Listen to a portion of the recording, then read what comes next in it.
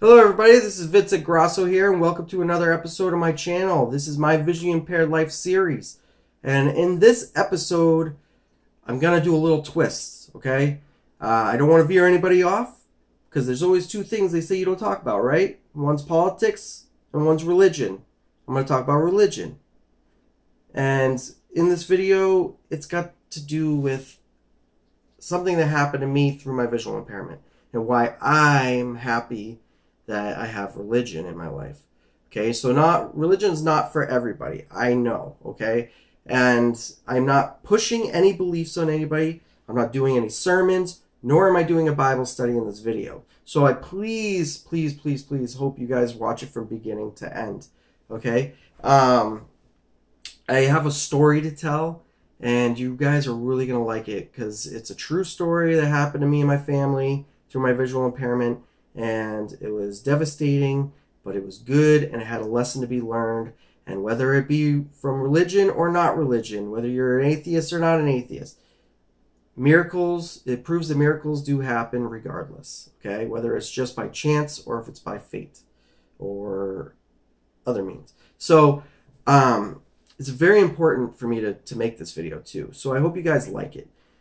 Like I said, make sure you watch it from beginning to end. But I'll stop jibber-jabbering and I'll get on with the story.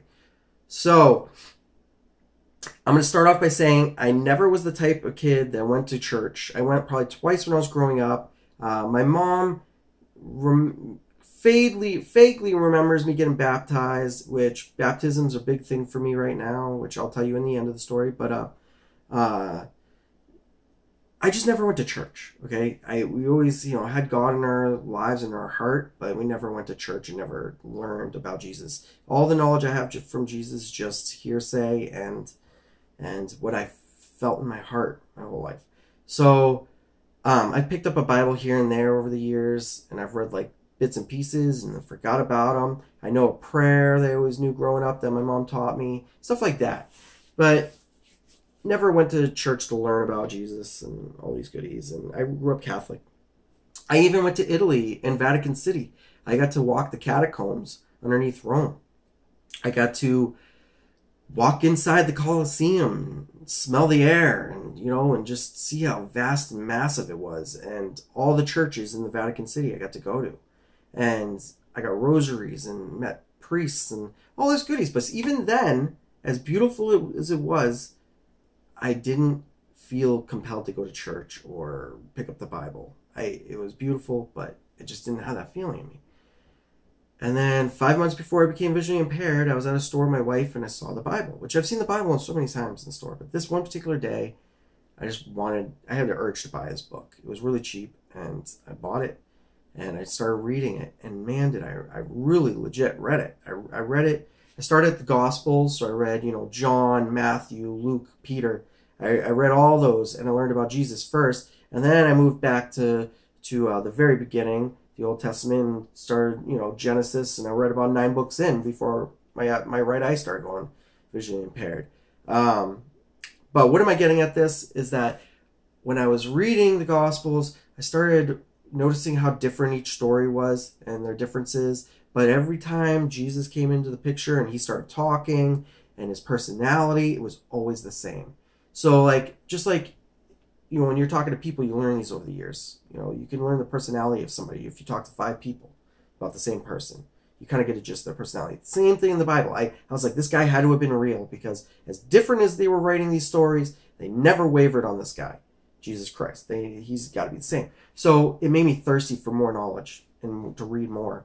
And by this time, like I said, 5 months went by, I started going visually impaired in my right eye. I, wanted to read more, but I wasn't reading half as much as I was. But there was a story I remembered. And there's a story about a guy named Job. And again, I'm not making a Bible study. This is going to be the only last thing I say about the Bible. But Job was a guy who lived a vast life and had everything he ever wanted, and he was a good person, and God knew it, and God knew he wouldn't waver from him, but Satan said he would if he took all these. He's like, if you took all these away from him, he wouldn't believe in you. He'd get mad at you and this and that, and God said he wouldn't. And then Satan did all these mean things to this guy, And yet he still kept his love through all of it for God. And God rewarded him in the end. So that story related to me because well, not related to me, relayed, I felt for that story because I was in the peak of my life at that moment. Like when this started happening, I was like on top of the world, and I'm like, everything's going so perfect for me. I know something's going to end up happening. Not to be negative, but that's how we all think, like everything's too good. I had 2 boys that are very handsome, very smart. They get A's and B's at school. I couldn't be any more proud of my sons. But they're, 13 and 12 at the time. And I just always wanted a daughter too. I always wanted to say that I had a daddy's little girl. And my wife and I tried for 5 years to have a baby. And we wanted a healthy baby, boy or girl, but really I wanted a girl. And, right when we gave up, a baby started coming. Okay, my wife got pregnant. And it happened to be a girl. And this and that. And this is way before my visual impairment. And I was just so happy, And then I found out I'm getting a house. The house I'm filming these videos in right now. And I was just so happy. We got a car. I fixed my credit. Everything was going so good. And then, and my job. I got a career where I was actually ready and willing to retire on because I loved this job. I loved everybody I worked with, 400 people, and I love every single one of them. And that, not a lot of people say that. So I just was happy in my life, and I'm still happy today. But I was at the peak, and then this visual impairment happened, and it just that story I remembered from reading about Job was just, it hit me. So fast forward a little bit, I stopped reading as much. I was still reading, but I wasn't reading as much. And I had the audio. I had a app on my phone so I could listen to it. And remember, I still had one good eye, but I was trying not to read so much. I was getting eye issues here. And I was just so depressed, and everything was just like, ugh. My whole life was ugh. But I was still working a lot and all this stuff, trying to pay the bills. Well, 2 weeks before the closing, so this is around November. Okay, I started going visually impaired in September. So November comes, right before November, the closing on the house. So the closing got pushed 2 weeks ahead. So we weren't able to move into the house. But what happened is we got this huge wind and rainstorm. And in the middle of the night, well, actually, I'm veering off. I got to add this.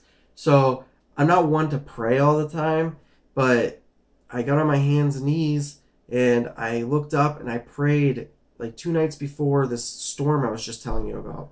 And Lakota, it's just snow. There's snow falling off my roof and my dog's going crazy. So don't mind my dog if you hear him in the background. So anyway, I was on my knees and I was praying to Jesus and God, and I said, please, please, please give me a miracle. I need a miracle in my life. I said, I need you to give me a miracle. And, I want to see the house. I want my kids to have their dad. I want this and that. But it was all about me in the end. And I felt selfish even when I was saying the prayer. Because number one, I never got on my knees to pray to God. Like in the past, maybe yes here and there, but never like this. I was like, legit, I needed this miracle in my life. And if he was there to give it, please, it would have been the time. So 2 nights later, my wife and I are sleeping. Big, like I said, storm, wind and rain, and fast asleep though. My daughter's in her crib. My wife and I are in our bed. And we're all in the same room. And all of a sudden we hear a big crash and the whole house shook and moved. Literally. So I get up, I wake up, there's no electricity because we usually have a light on or whatever, and there was nothing. So I knew there was no power. My wife immediately says, tree fell in the house. Now I remember I live in the woods, so very rural area. So I get up, I run out of bed, and I run and grab the flashlight. Now why am I freaking out so bad? Not just because I think the tree fell in the house. Because where the tree fell in, upstairs, this house is very small, 600 square foot house. It had an attic that was finished. That was my son's bedroom. A 100-foot pine tree crashed through the roof and landed on my son while he was asleep. This is no joke. And I was screaming his name and he wasn't answering me. He wasn't replying.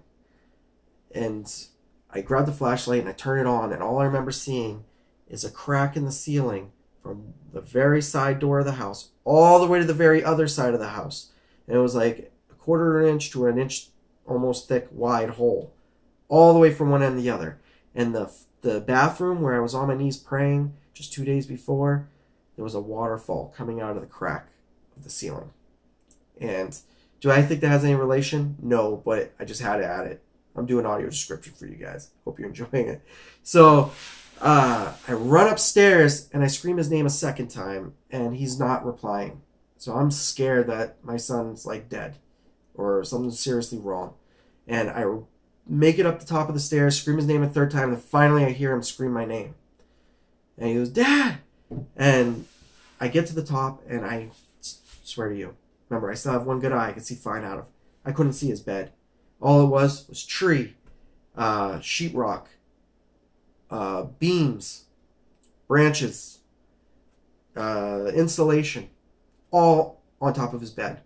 And I couldn't even see the bed.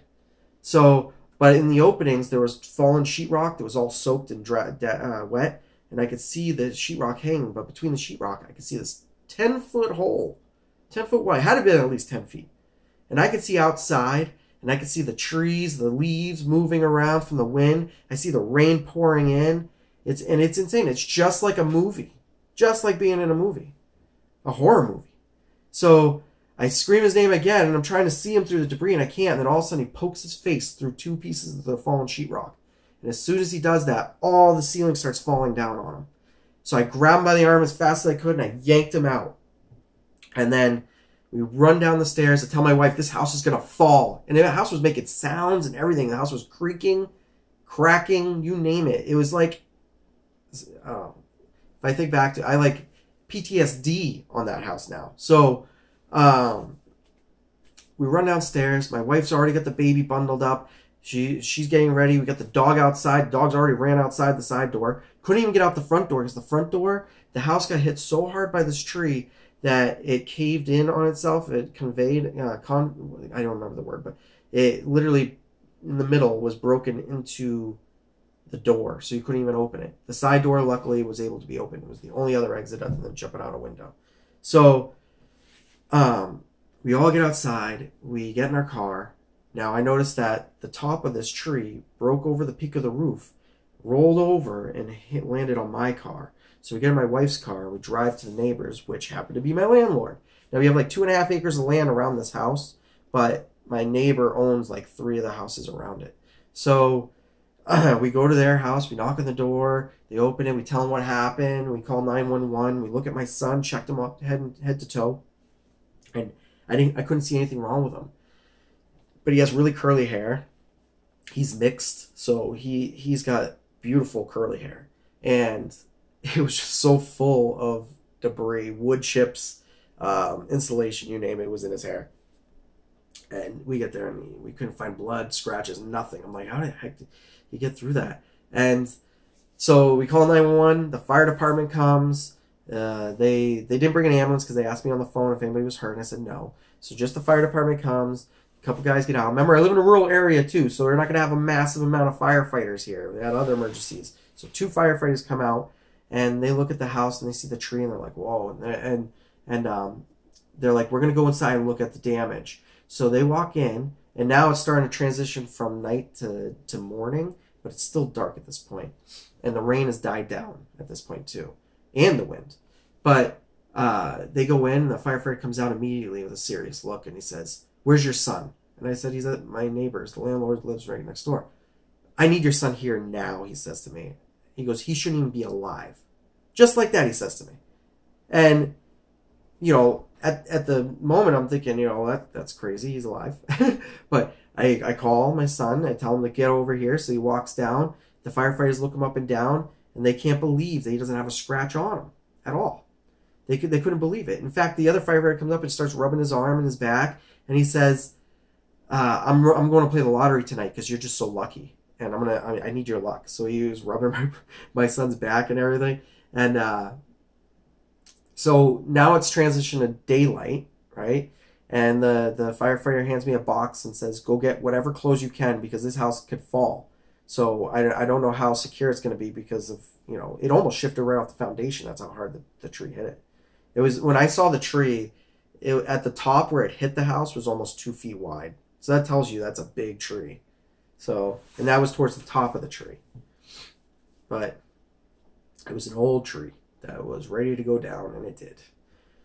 But luckily for us, the top of the tree had a little rot on it, and when it hit the peak of the roof, it broke off and fell off the other side. And I'm sure if it didn't, we would have had it gone further into the house. That's a lot more weight. And it didn't, so that's basically what saved my son's life. But when the firefighter was in there talking to me, he said, "Your son is so lucky to be alive." And I said, "Why do you say that?" And he goes, "Have you seen upstairs?" I said, "I was up there, but it was dark and all this jibber jabber." And he goes, "Well, follow me." He goes, "I'm going to let you go up there with me." So we go up together, just him and I. And I couldn't believe what I saw.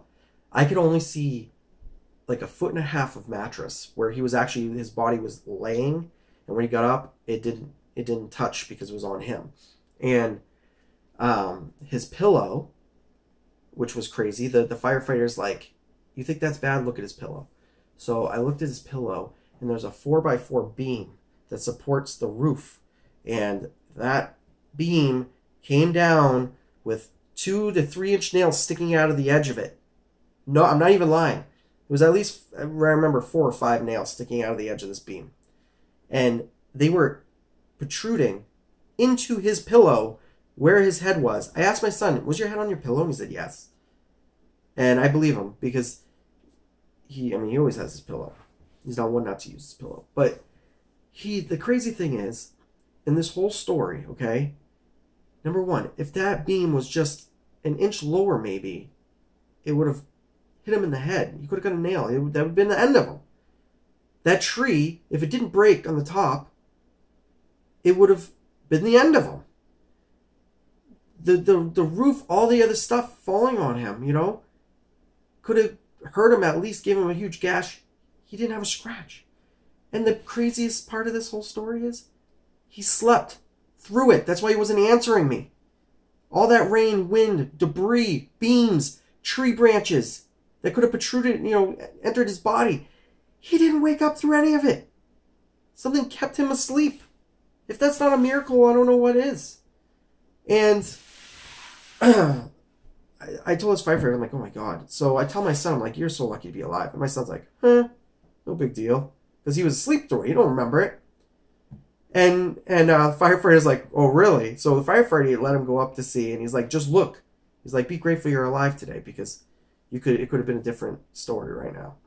So that's not the end of the story, though, okay? So all that happened, and, we're told I was only able to take our clothes. I ended up going to my mother-in-law. She lives 5 minutes down the road. And I prayed again, and I said to God, "If this is the miracle that I asked for, thank you so much." Because even though it wasn't for me, I still have my stepson today, which is the best miracle to me. So, and on top of that, I learned a lesson, because thinking back today, I didn't think this at the time, but thinking back today, it's like I was so selfish making that prayer for myself, okay? Like, if I was to pray today on my hands and knees for any miracle, it would not be to get my eyesight back anymore. It would be to help other people. And I, think back to that, and I was on my knees praying for myself, even though it was kind of, so I could be there for my kids, so that I wouldn't be leaving my wife with debt, so I could see the house, this and that. It doesn't matter. I still was just whining about myself, and that's not what we're here for. So we're here, I believe in my heart, to help other people and be there for your family and your loved ones. And it was God telling me, in a sense, "Do you see? This could have been your son. Stop thinking about you so much." And at the time, I didn't think, because when my left eye went, I was totally beyond bonkers, okay? Depressed and miserable. But I had this memory to come back to today, and it was another thing that helped me. The Job story, everything. So fast forward after that, we have to move into the house. The 2 week comes.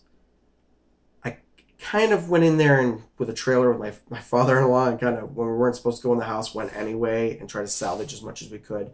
We were able to save about 90% of everything. But the problem was I had to move all the furniture, all the boxes, all the bags to a barn and my mother-in-law's basement, and then move all of that from there a week later after you just moved. Nobody wants to move an entire house, right? More than once. I had to move it all from there and then all to the new house.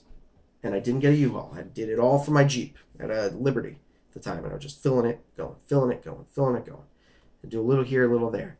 And through all this, I was able to get a pellet stove in my house. I was able to fix my basement, game room / man cave the way I wanted it, which I'm going to have videos on that soon. I was able to do all these things in the house. We painted a couple rooms, my wife and I. We got every furniture where we wanted it. We ordered the new furniture we needed. And as soon as everything was done and we were ready to settle and just say, this is our house, we're moving in, and sit and relax and go, oh, my left eye started going while I was at work. And which you've heard that in the last previous videos. So it's like God again, to me, in my heart, said, I am going to hold off until, if this is inevitable, I am going to hold off. Whether he could have cured it or not. In my eyes, in my heart, it was held off for a reason.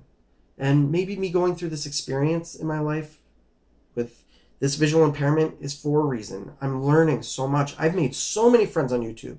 You guys are freaking phenomenal. Not just the YouTubers, the people comment and talk to me all the time. I've made so many friends. I've learned how kind and how much love there is in this world. And now, because of all this, I decided to start going to church. So I went last weekend, for the first time I went to church. And I went to a Christian church. Remember, I told you I'm Catholic.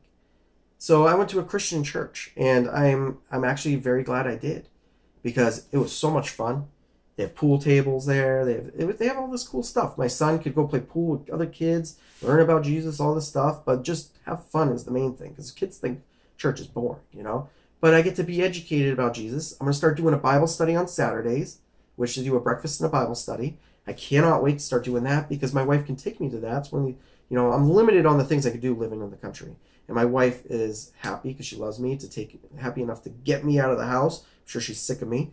And get me to do something that's going to make me happy. So, again, I'm not pushing religion, but I'm letting you know that miracles happen regardless of religion or not, okay? Whether you believe it or not, miracles happen, okay? That's my whole purpose of this whole video, and to let you know that anything good can happen to you. Just think positive, be positive, okay? And keep yourself busy and occupied. So now I have Bible study. I got YouTube. I got a peer support group for the Association for the Blind I go to. I got a tech group I go to once a month. And all these things keep me happy. You guys keep me happy. My friends from my peer support and tech groups keep me happy. The people from the Bible study and church are going to keep me happy. They were so loving and kind when we were there, my whole family, And like I said, and baptism. Remember in the beginning I said I was going to mention something? After reading the Bible, I learned about full submersion, and I want to be baptized again. I want to do underwater submersion and be baptized in the name of Christ. And just because I want to, it's just something that makes me happy and keeps me from depression, okay? So whether you believe or not, find something that makes you happy, okay? I believe, and that's me. But again, I hope you liked this video. I hope I didn't, push people away. It's a real big thing for me in my life that happened, and I'm so grateful for it. And in my heart, I believe there were miracles. And again, I just keep yourself occupied and do whatever it takes to get you out of depression. Okay. If you like this video, hit the like button. If you've not subscribed yet, please subscribe. Okay. I love all you subscribers. Lets me know the more subscribers I get, the more people I'm helping. Hit the bell. Ring that bell if you want future videos from me as well. And please subscribe.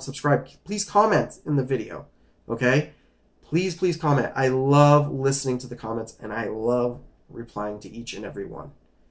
Thank you guys so much. Hope you like this video. And until the next video, I will see you later.